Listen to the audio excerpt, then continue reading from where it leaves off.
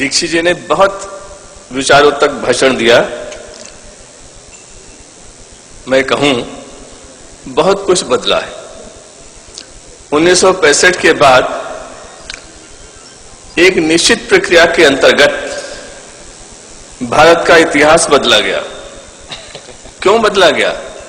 वही इसका उत्तर है जो अभी सारे वक्ताओं ने स्थिति आपके सामने रखी है और जिससे यह प्रश्न उभरता है कि क्या आज भी हम विदेशी लोगों को ही दोष देंगे इस स्थिति के लिए? नहीं, हमने स्वयं इस स्थिति का निर्माण किया है। हमने स्वदेश का प्रेम, स्वदेश की पहचान, अपने ज्ञान परंपरा की परख अपनी नई पीढ़ियों को नहीं दी। और वह एक सुनियोजित ढंग से हुआ जब 1965 के बाद हमने इतिहास में क्या पढ़ाया? हमने कहा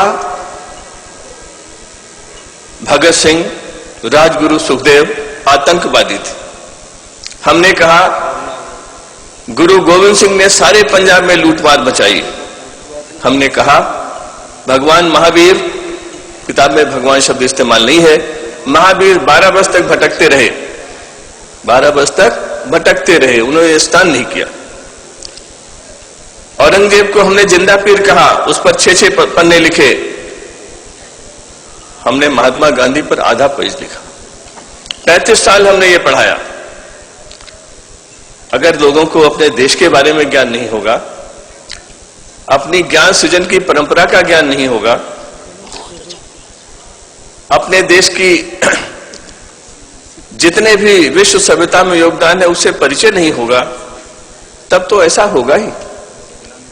मैं एक बहुत नामी सज्जन के पास गया जब मेरी बड़ी आलोचना हो रही थी, क्योंकि मैंने इतिहास की पुस्तकों से इन अंशों को निकालने का कार्य किया था।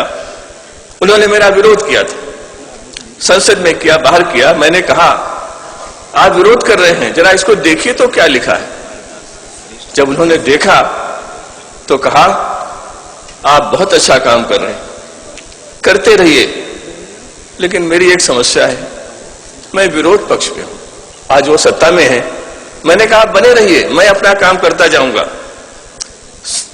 मैं आपके समक्ष केवल ये निवेदन करना चाहता हूं कि जब तक नई पीढ़ी को आप देश से जोड़ेंगे नहीं, उसकी भाषा से, उसकी संस्कृति से नहीं जोड़ेंगे, तब तक जो बाहर का आकर्षण है वह हमें खींचता ही रहेगा। हम कुछ भी कहें उसे हम रोक नहीं पाएंगे। हमें केवल 2 साल 4 साल में जो करना है वो करना चाहिए, लेकिन हमें अगले 15 साल 20 साल के बारे में भी सोचना चाहिए। जो नई पीढ़ियां आ रही हैं उनके बारे में सोचना चाहिए। मुझको 5 मिनट मिले हैं और मैं 5 मिनट में ही खत्म कर दूंगा। आपने कई लोगों का जिक्र किया। 1909 में गांधी ने एक पुस्तक लिखी, मेरे सपनों का भारत, जो हिंद स्वराज के रूप में प्रस्तुत हुई। उसके 100 वर्ष हो गए हैं। पंडित नेहरू उसके पक्ष में नहीं थे, इसलिए उस पुस्तक का ध्यान नहीं दिया लोगों ने। आज कई लोग उसको पढ़ते हैं और देखते हैं कि अनेक समस्याओं का समाधान वहां था। अगर हमने ईमानदारी से उसको लिया होता तो स्थिति अलग होती।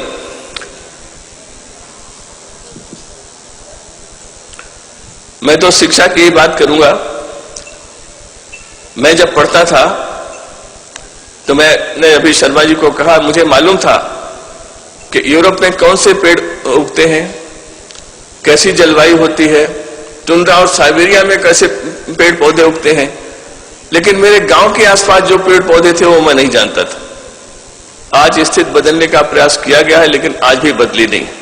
कुल मिलाकर जब तक आप अपनी शिक्षा व्यवस्था नहीं बदलेंगे, उसकी एक एक पुस्तक का एक एक वाक्य का अध्ययन नहीं करेंगे, किसको करना? 35 साल तक हमने गलत इतिहास पढ़ाया, माता पिता ने कहीं कोई शोध नहीं किया। क्यों नहीं किया? क्योंकि हमने ध्यान ही नहीं दिया कि इसका परिणाम क्या होगा। आज वही लोग, वो पीढ़ी भारत से अपने को जोड़ती नहीं।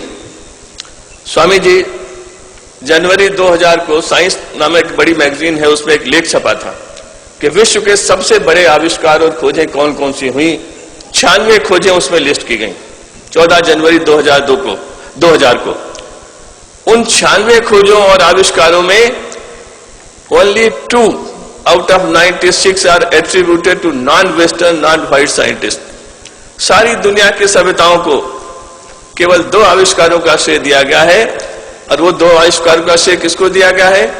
उन्होंने शब्द किया हिंदूज, कि हिंदूज ने पहला तो कि सूर्य स्थिर है, पृथ्वी घूमती है, इसका श्रेय दिया है, और दूसरा माया सिविलाइजेशन को भी यह श्रेय दिया है कि Hindus discovered the symbol of zero, not the concept of zero. और ये बात कौन कह रहा है? ये बात अमेरिका में वाशिंगटन से एक पुस्तक छपी, लास्ट डिस्कवरीज बाय डेरिक टेरेसी, उसने ये बात कही है कि विश्व को सारी सभ्यताओं के साथ अन्याय हुआ है और सारा कुछ ज्ञान वेस्टर्न व्हाइट लोगों को दिया गया है। उससे उठ करके अगर विदेश में लोग खोज करके ये बात हमारे सामने रख सकते हैं, हम क्यों नहीं खोज कर सकते? हम क्यों नहीं बता सकते कि हमारे यहाँ कहां पर ज्ञान है, कहां पर हमें जोड़ता है? क्योंकि जब तक हम देश से नहीं जुड़ेंगे, देश की भाषा से नहीं जुड़ेंगे, देश की ज्ञान परंपरा से नहीं जुड़ेंगे, हमारे अंदर स्वाभिमान नहीं होगा, स्वावलंबन हो ही नहीं सकता। स्वदेश की बात तभी आएगी जब आप देश को जानेंगे।